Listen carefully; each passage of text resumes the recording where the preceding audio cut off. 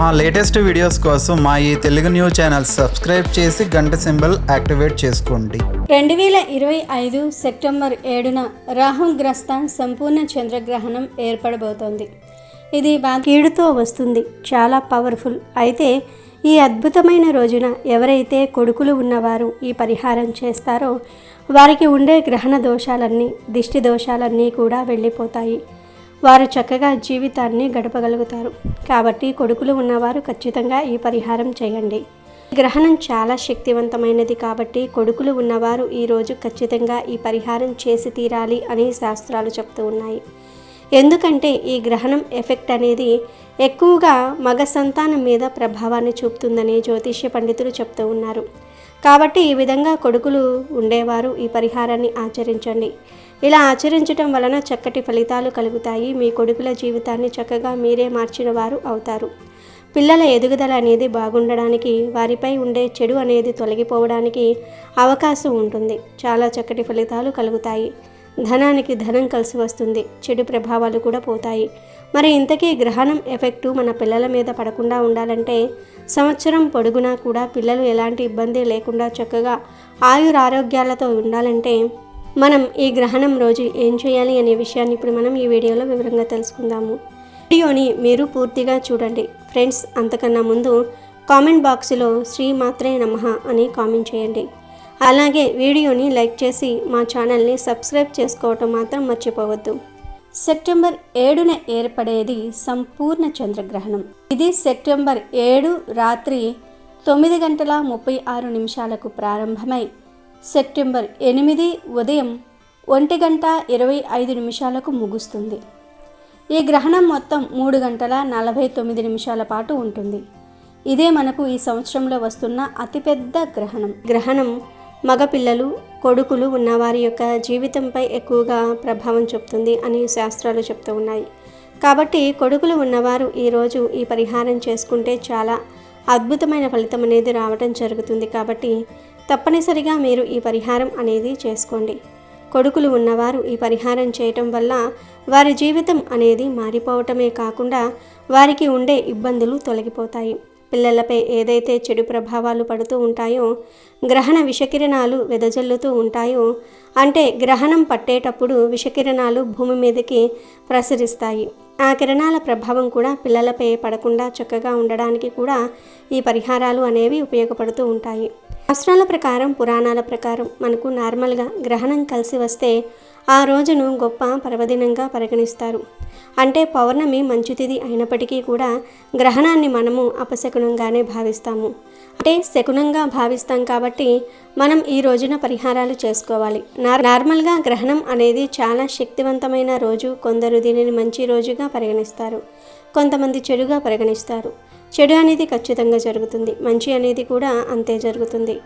50% మంచి జరుగుతుంది, 50% చెడు జరగడానికి అవకాశం ఉంటుంది. చాలామంది గ్రహణం వచ్చిందంటే చాలా సంతోషపడిపోతూ ఉంటారు. ఎందుకంటే ఆ రోజున చెడును తీసేసుకొని మంచిని తెచ్చిపెట్టుకోవచ్చు, దిష్టి దోషాలను తొలగించుకోవచ్చు, అనేక రకాల పరిహారాలు చేసేసి చక్కగా ఫలితాన్ని పొందవచ్చు అని భావిస్తూ ఉంటారు. కాబట్టి గ్రహణం పూర్తయిన తర్వాత చక్కగా మీరు గుర్తుపెట్టుకోండి, మీకు దగ్గరలో ఉండే శివాలయానికి వెళ్ళేసి లేదా అమ్మవారి ఆలయానికి వెళ్ళి శివుడికి లేదా అమ్మవారికి అభిషేకం చేయండి. మీ పేరు మీద పూజ చేయించుకోండి. ఇంకా ఈ గ్రహణ సమయంలో గర్భిణీ స్త్రీలు చాలా జాగ్రత్తగా ఉండాలి. గ్రహణ సమయంలో గర్భిణీ స్త్రీలు చక్కగా కదలకుండా ఒకే దగ్గర కూర్చుని ఉండిపోవాలి. నార్మల్గా మన పూర్వకాలంలో మన పూర్వీకులు ఏం చెప్పేవారంటే, గ్రహణం పట్టేటప్పుడు ఆడవారు అంటే ప్రెగ్నెంట్గా ఎవరైతే ఉంటారో గర్భవతులు వాళ్ళు జడ కూడా ముడి వేసుకోకూడదు, జడకు లబ్బరు కూడా పెట్టుకోకూడదు, నిటారుగా అంటే స్ట్రైట్గా అలా పడుకొని ఉండిపోవాలి అని చెప్పేవారు. స్విచ్ వేయటం కానీ, కత్తితో కట్ చేయటం కానీ, లేదంటే బిందెలపై మూతలు పెట్టడం కానీ, ఏదైనా వంట చేయటం కానీ, లేదంటే చీపుర్ని పెట్టి ఊడ్చటం కానీ, ఇలాంటివి చేస్తే పుట్టే పిల్లలపై ప్రభావం పడుతుందని ఒక భావన అప్పటి నుంచే ఉంది. అందుకే ఇప్పటికీ కూడా మన అమ్మలు కానీ, అమ్మమ్మలు కానీ, లేదంటే మన అత్తలు కానీ ఇలాంటి పనులు చేయనివ్వరు. ఎందుకంటే పిల్లలపై ప్రభావం పడుతుందని నమ్ముతూ ఉంటారు. గ్రహణ దోషం అనేది పిల్లలకు తగులుతుందని ఒక భావన. కాబట్టి గ్రహణం పట్టేటప్పుడు గర్భిణీ స్త్రీలైతే ఇంట్లో నుంచి బయటికి రాకండి. చిన్న పిల్లలు కూడా ఇంట్లో నుంచి బయటికి రాకండి. గ్రహణ నియమాల గురించి కొంతమందికి తెలుసు, అయినప్పటికీ కూడా పొరపాట్లు చేస్తూ ఉంటారు. మనం పొరపాట్లు చేస్తాం, కానీ మన పిల్లల జీవితాంతం ఆ నరకాన్ని అనుభవించాల్సి వస్తుంది. కాబట్టి జాగ్రత్తగా ఉండండి. ఈ యొక్క గ్రహణం చాలా కీడుతో వస్తుంది. ఈ గ్రహణం, ఈ పౌర్ణమి రెండూ కలిసి రావటం కొంచెం కీడు కలిగిస్తుంది. దీని వలన మగపిల్లలకు కీడు జరుగుతుంది. కాబట్టి మగపిల్లలపై చెడు ప్రభావం లేకుండా, ఆ పిల్లలకు ఎలాంటి ఇబ్బందులు కలగకుండా ఉండాలంటే ఈ పరిహారం చేయాలి అని శాస్త్రాల్లో చెప్పడం జరుగుతుందన్నమాట. అనే కాదు, పిల్లలపై ఏదైనా చెడు ఉందనుకోండి, నెగిటివ్ ఉందనుకోండి, దాన్ని కూడా తరిమి కొట్టడానికి ఈ పరిహారం పనిచేస్తుంది.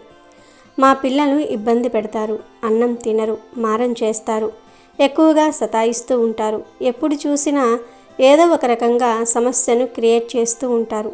పిల్లల వల్ల మేము చాలా అలసిపోయాము, ఏం చేయాలో అర్థం కావటం లేదని మీరు బాధపడుతున్నా, ఇబ్బంది పడుతున్నా చక్కగా ఈ పరిహారం చేసుకోండి. ఎంత పెద్ద పిల్లలకైనా సరే ఈ పరిహారం చేసుకోవచ్చు, చిన్న పిల్లలకు కూడా చేసుకోవచ్చు. అసలు ఏం చేయాలి అంటే, ఒక చెంబులో నీటిని తీసుకోండి. నీళ్లను తీసేసుకున్న తర్వాత అందులో కుంకుమను వేసేసి, అందులోనే కొద్దిగా ఆవాలు, ఒక 2 లేదా 3 ఎండుమిరపకాయలను వేసేసి ఆ నీళ్లను చెంబులో తీసుకుని ఎడమ చేతితో పట్టుకుని చక్కగా మీ కొడుకుని ఇంటి బయట ఒక చోట కూర్చోబెట్టి తల చుట్టూ 9 సార్లు తిప్పేసి ఆ నీటిని బజారులో పోసేయండి. అంటే మనకు రోడ్డు ఉంటుంది కదా, మెయిన్ రోడ్లు ఉంటాయి కదా, ఆ రోడ్డు మీద పోసేయండి. ఆ నీటిని వేరే వారు తొక్కినా మీకేమీ సంబంధం లేదు కనుక ఈ నీటిని తీసుకుని వెళ్ళి రోడ్డుకి ఒక సైడ్న పోసేయండి. ఒకవేళ అలా పోయటం మీకు వీలు కాకపోతే ఇంట్లో నుంచి బయటకు వచ్చి ఒక చెట్టు మొదట్లో పోయండి.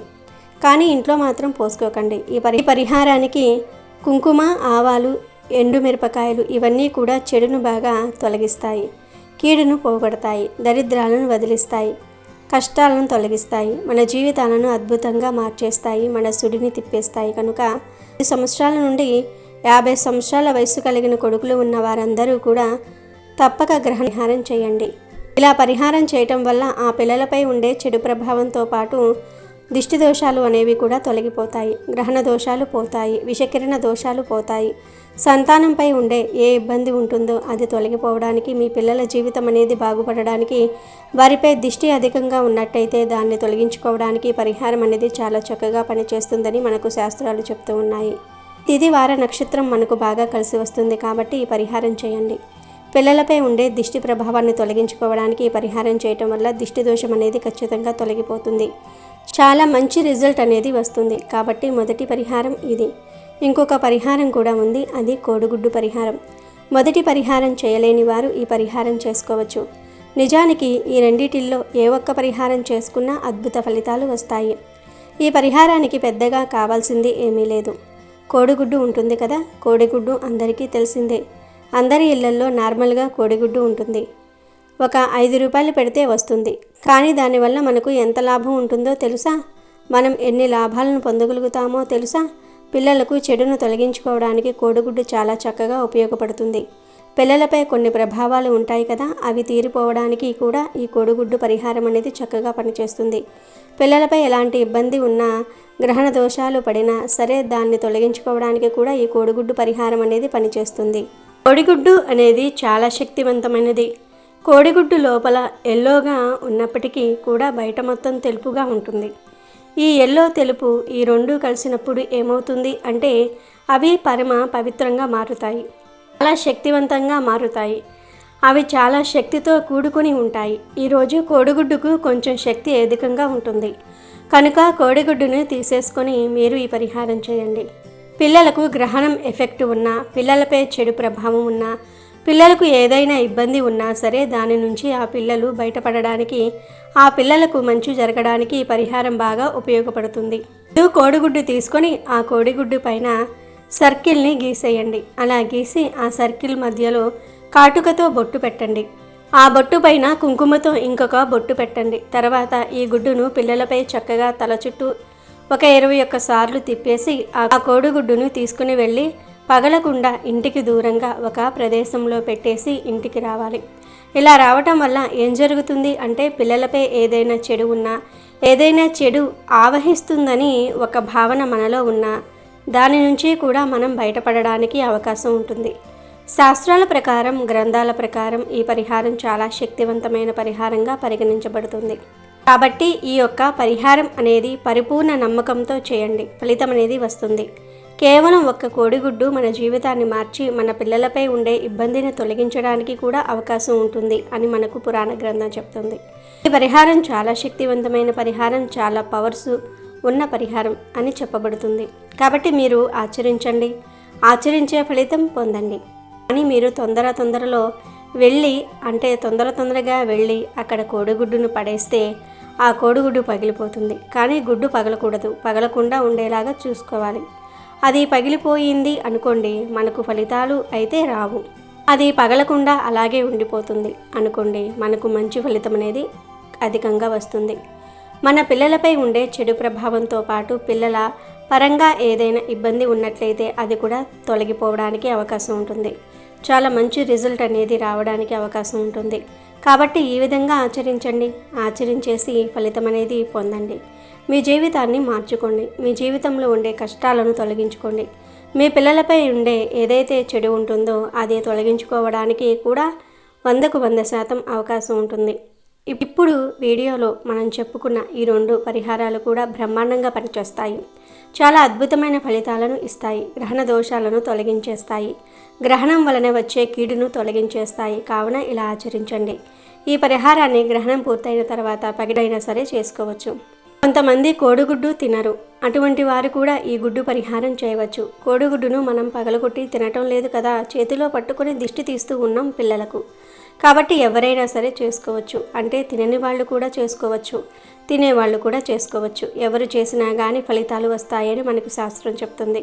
కావున గ్రహణం ఎఫెక్ట్ మన మీద పడకుండా ఉండాలంటే కొడుకులకు ఈ పరిహారం అనేది తప్పకుండా చేయండి. చెంబు పరిహారం కానీ లేదా కోడిగుడ్డు పరిహారం కానీ ఈ రెండిటిల్లో ఏ పరిహారం చేసినా అద్భుత ఫలితాలు వస్తాయి. ముందు మనం చెప్పుకున్న పరిహారం చెంబుడు నీటిలో కుంకుమ అలాగే ఆవాలు ఎండుమిరపకాయలను వేసేసి తల చుట్టూ చక్కగా 21 సార్లు కానీ లేదంటే 11 సార్లు కానీ తిప్పండి. తిప్పిన తర్వాత ఆ నీళ్లు తీసుకుని వెళ్ళి బయట పోసేయండి. రెండో పరిహారం వచ్చేసి కోడిగుడ్డు పైన కాటుకతో సర్కిల్ గీసి మధ్యలో కాటుకతో బొట్టు పెట్టండి. ఆ బొట్టు పైన కుంకుమతో ఇంకొక బొట్టు పెట్టండి. మనం పెట్టుకునే కాటుక పెన్సిల్ ఆడవాళ్ళది ఉంటుంది కదా, దానితో గీసేసి ఆ గుడ్డుతో దిష్టిని తీయండి. 7 సార్లు తిప్పేసి ఆ కోడిగుడ్డు తీసుకుని వెళ్ళి దూరంగా ఎక్కడైనా పెట్టేయండి. ఈ రెండిటిల్లో ఏ పరిహారం చేసుకున్నా అద్భుత ఫలితాలు వస్తాయి, గ్రహణ దోషాలు పోతాయి. కాబట్టి ఖచ్చితంగా కొడుకులు ఉన్నవారు ఈ పరిహారం అనేది చేయండి. చేసేసి ఫలితం పొందండి. మీ జీవితాన్ని మార్చుకోండి, మీ కొడుకుల జీవితాలు మార్చుకోండి. వారికి ఎటువంటి చెడు జరగకుండా కాపాడుకోండి. మీ జీవితంలో ఉండే కష్టాలు, బాధలు, కన్నీళ్లు ఇవన్నీ కూడా చక్కగా తొలగించుకోండి. ఎందుకంటే మానవ జీవితమే ది బెస్ట్ జీవితం.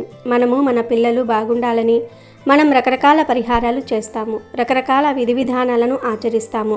కానీ ఇంతటి మంచి తిథి వార నక్షత్రం కలిసి వచ్చినప్పుడు ఇలాంటి పరిహారాలు చేయడానికి భయపడుతూ ఉంటాము. ఇది జరుగుతుందో లేదో, ఫలిస్తుందో లేదో, అంటే ఫలితం వస్తుందో లేదో, చెయ్యాలో లేదో అని మనం చాలా వెనక్కి ముందుకు పోతూ ఉంటాము. కానీ భయపడకండి, ఏదో ఒక పరిహారం చేయండి, మంచి ఫలితాలు వస్తాయి. కాబట్టి ఈ విధంగా ఆచరించండి, నమ్మకంతో చేయండి. మీ పిల్లలు బాగుండాలి అనుకుంటే మాత్రం ఖచ్చితంగా ఈ పరిహారం చేయండి, ఫలితం పొందండి. మీ జీవితాన్ని మార్చుకోండి. మీ జీవితంలో ఉండే కష్టాలు, బాధలు అన్నిటినీ కూడా చక్కగా పోగొట్టుకోండి. చాలా మంచి రిజల్ట్ వస్తుంది. ఇలా దిష్టి తీసిన తర్వాత పిల్లలకు కాళ్ళు చేతులు కడిగియండి, సరిపోతుంది. మీరు కూడా కాళ్ళు చేతులు కడుక్కోండి. కనుక కొడుకులు ఉన్న వారందరూ కూడా తప్పక ఈ పరిహారం చేసి శుభ ఫలితాలను పొందండి, గ్రహణ దోషాలను తొలగించుకోండి. అందరూ ఈ గ్రహణ నియమాలను తప్పనిసరిగా పాటించాలి.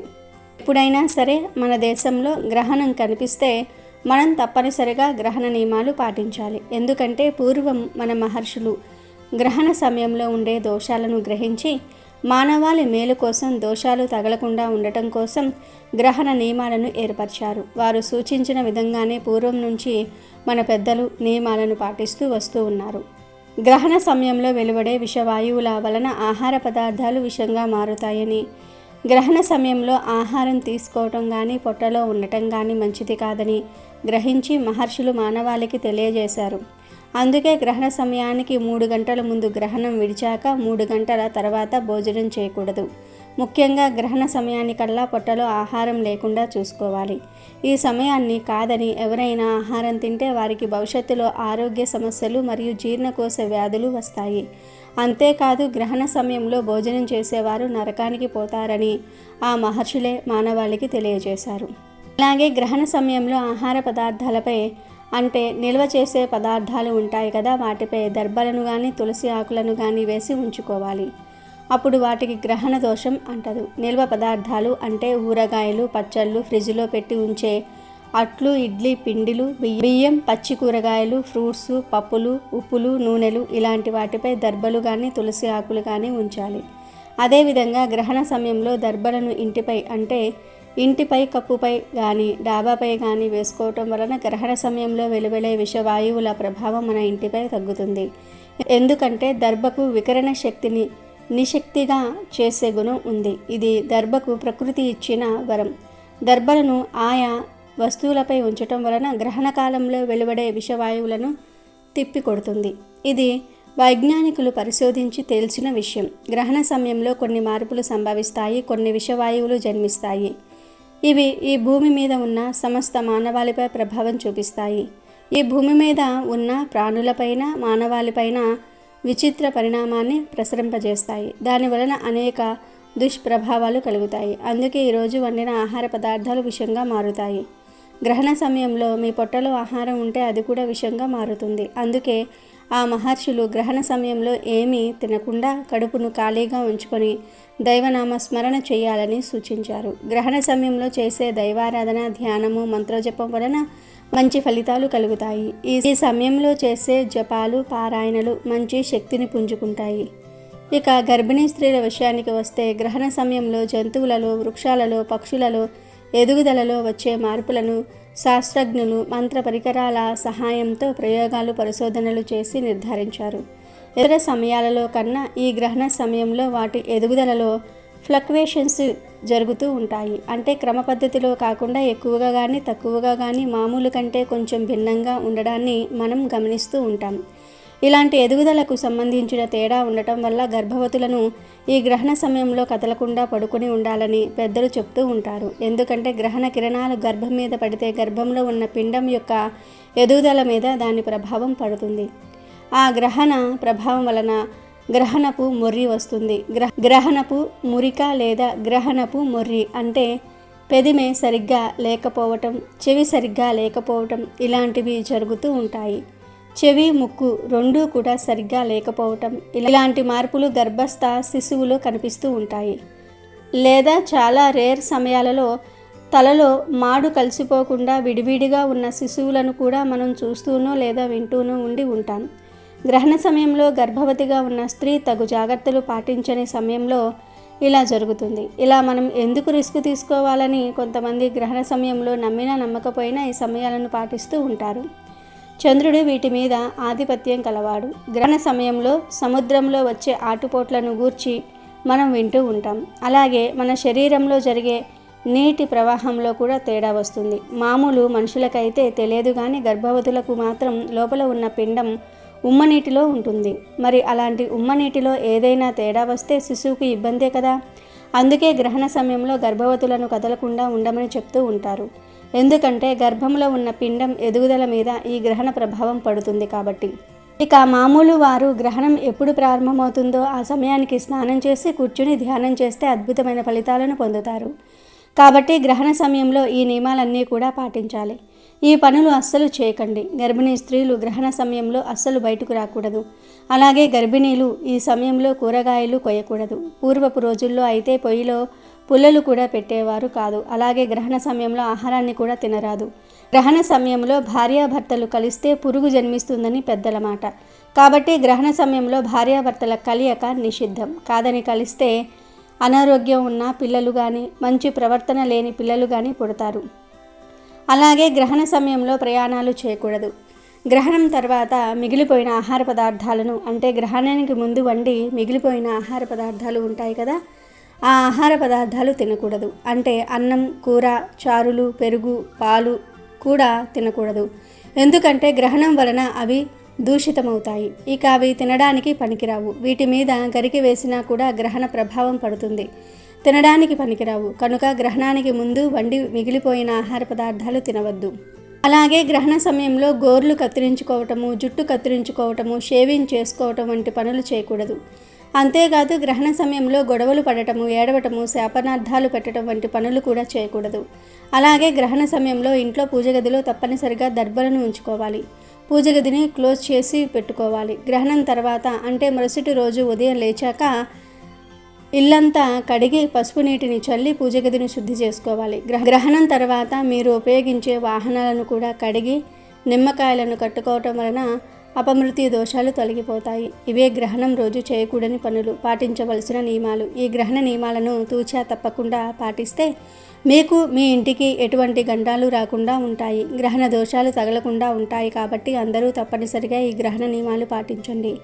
గ్రహణం రోజు ఎటువంటి తప్పులు చేయకూడదు. వీడియో నచ్చితే లైక్ చేయండి, షేర్ చేయండి, బట్ సబ్స్క్రైబ్ చేసుకోవడం మర్చిపోవద్దు.